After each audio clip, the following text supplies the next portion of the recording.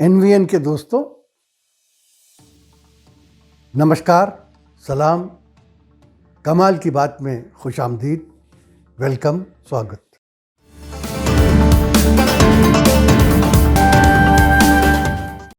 पिछले वीडियो में हमने आपसे कहा था कि 5 स्टेट्स में जो इलेक्शन हुए हैं, जब रिजल्ट आ जाएगा तो हम उस पर ज़रूर बात करेंगे। पश्चिम बंगाल की इलेक्शन के रिजल्ट्स की तरफ हमारी ही नहीं, सारी दुनिया की नज़र लगी हुई थी, क्योंकि सबको ये अंदाज़ा था या सब ये जानते थे कि पश्चिम बंगाल में जो इलेक्शन हो रहा है उसका जो भी नतीजा आएगा, उसका असर हिंदुस्तान की टोटल पॉलिटिक्स पर, हिंदुस्तान की सारी राजनीति पर, हिंदुस्तान की तमाम सियासत पर असर पड़ेगा और उसके बाद ये तय होगा कि हिंदुस्तान किस रुख जा रहा है। वहाँ तस्वीर साफ हो गई। ममता बनर्जी ने कहा था खेला हो बे,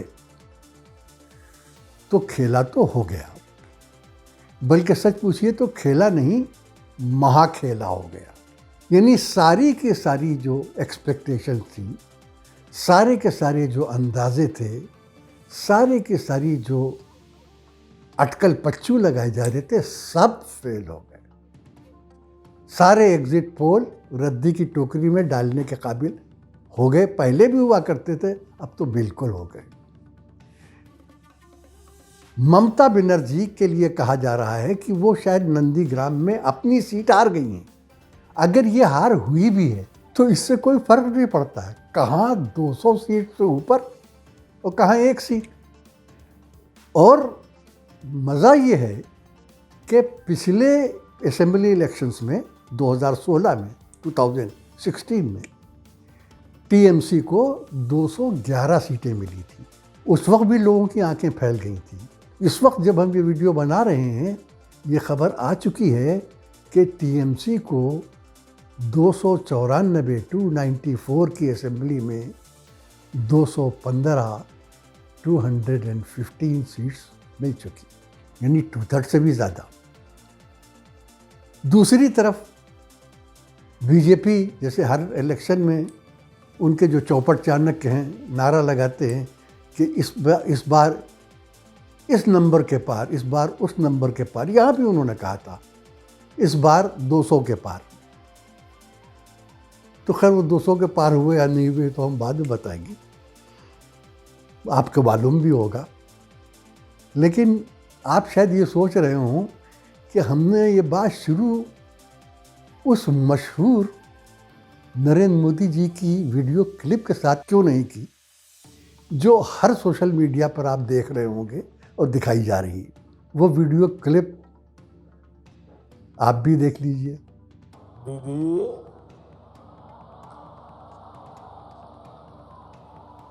आदरणीय दीदी, ओ दीदी,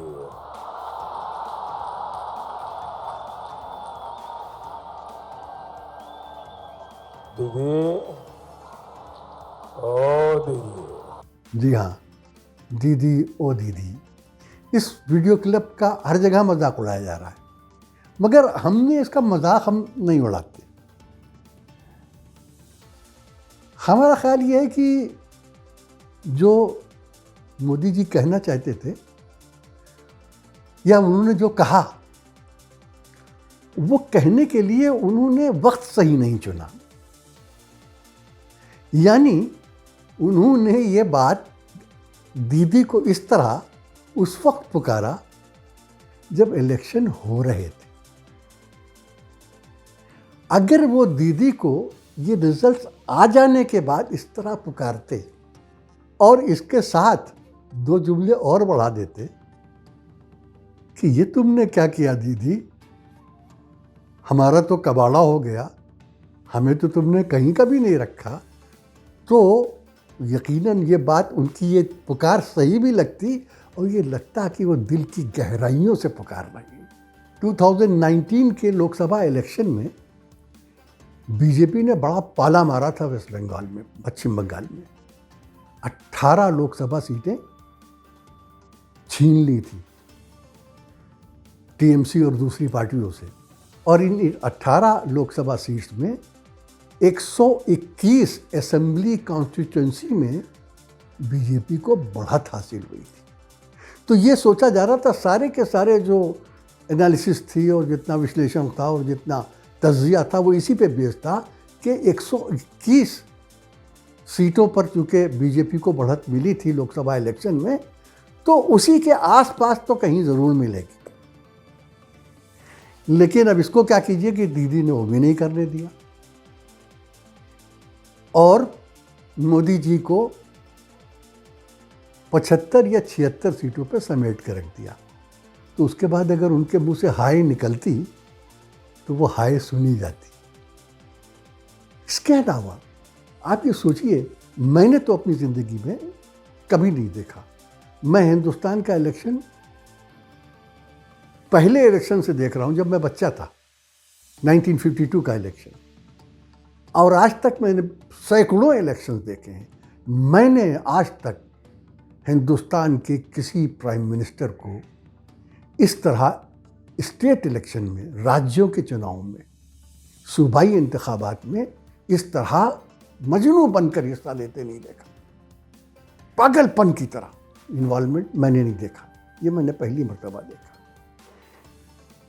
मोदी जी ने 40 रैलियां की हैं, वो छोड़ दीजिए कोविड को भी नज़रअंदाज कर दिया और सब, मगर उन्होंने उन सब के बावजूद 40 रैलियां की। खुद नरेंद्र मोदी जी ने, हमारे प्रधान सेवक ने, और 20 रैलियां की उनके चौपट चाणक्य ने।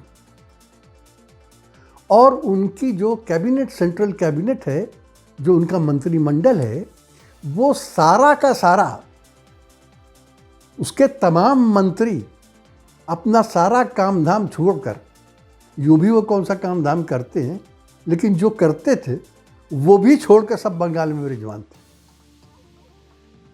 मंत्री, सारे नेता, खुद नरेंद्र मोदी, खुद अमित शाह, इतना सब कर, और पैसा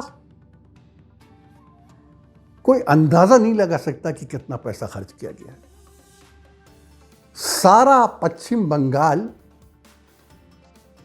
बीजेपी के पोस्टर से, बोर्डिंग से, इश्तिहारों से पटा पड़ा था। रैली में आने के लिए गांव के लोगों को हजार रुपए के कूपन दिए गए थे। लाख लाख आदमियों को बुलाया गया था, यूपी से, बिहार से।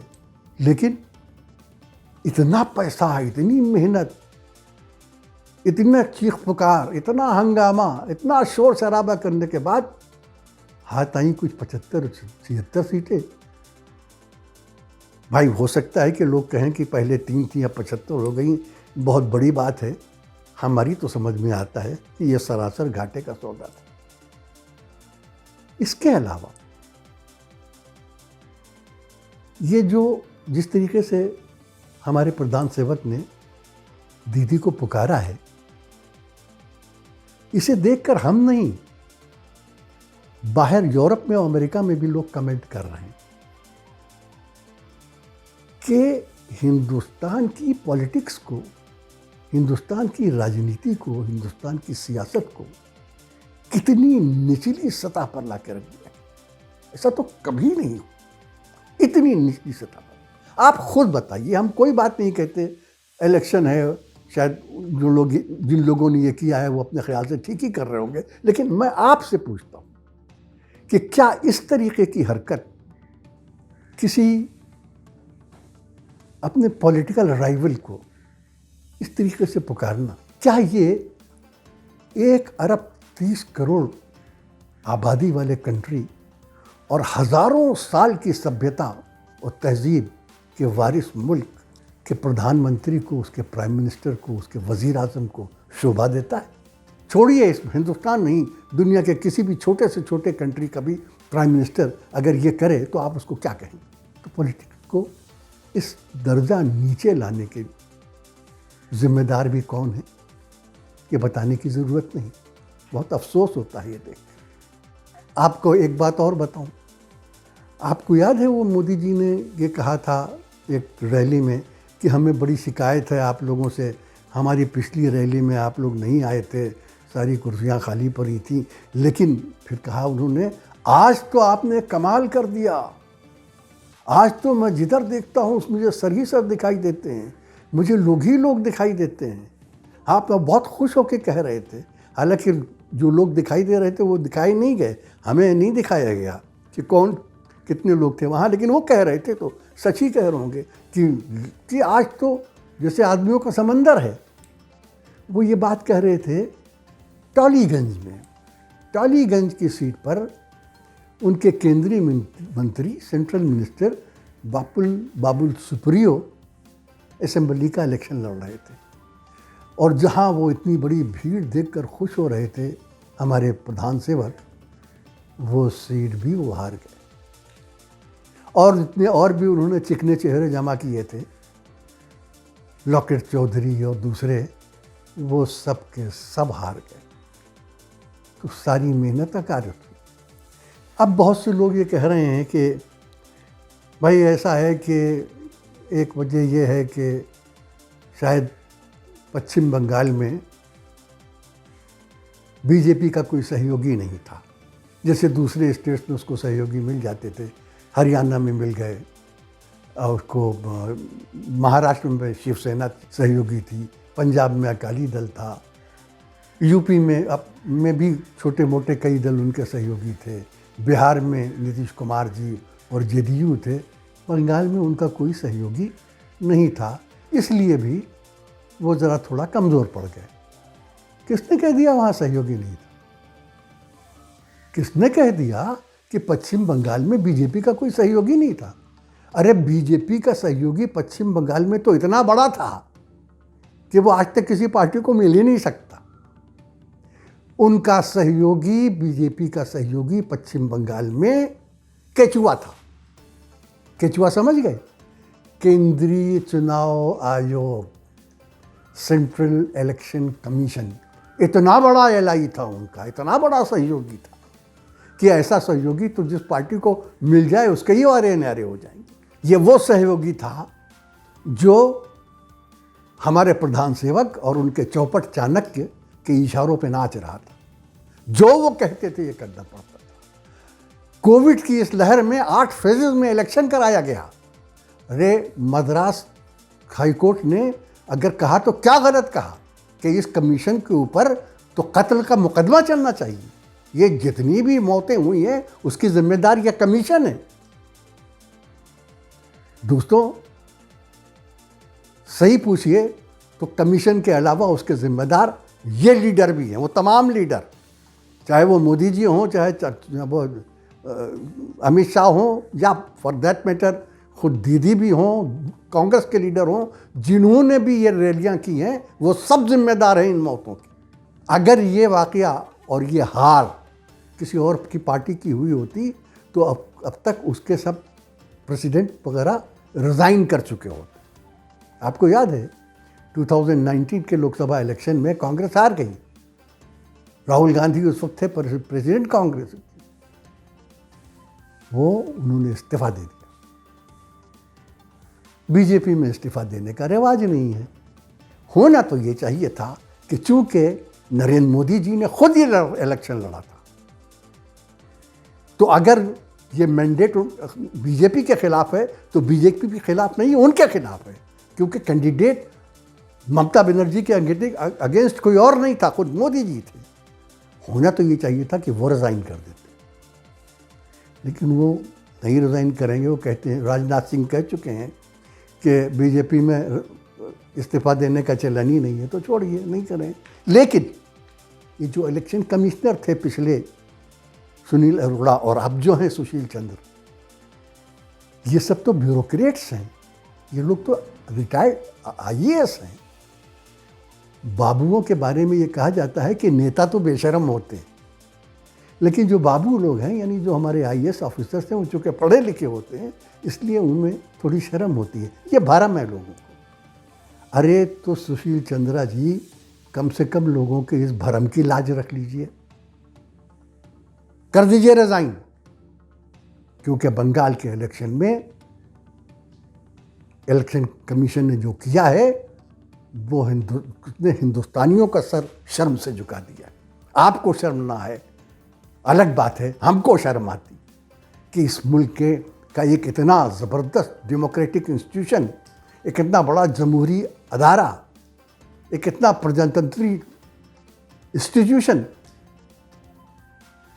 उसका ये हाल कर दिया गया है कि लोग जो हैं उसका नाम सुनकर मुंह फेर लेते हैं। तो दोस्तों, बहरहाल वेस्ट बंगाल के इलेक्शन के रिजल्ट ने एक बात ये बता दी है कि वो जादू उतर चुका है। एक बात बहुत ख़तरनाक है बीजेपी के लिए।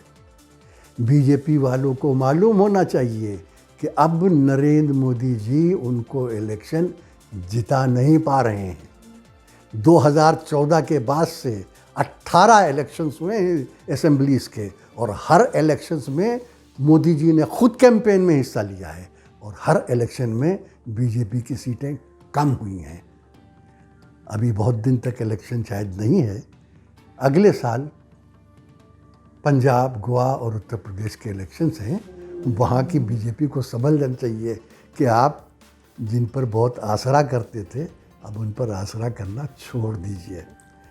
तो दोस्तों, आज बात यहीं ख़त्म करते हैं। अगले वीडियो में फिर मिलेंगे। तब तक के लिए NVN की टीम को इजाज़त दीजिए। खुदा हाफिज़। जय हिंद।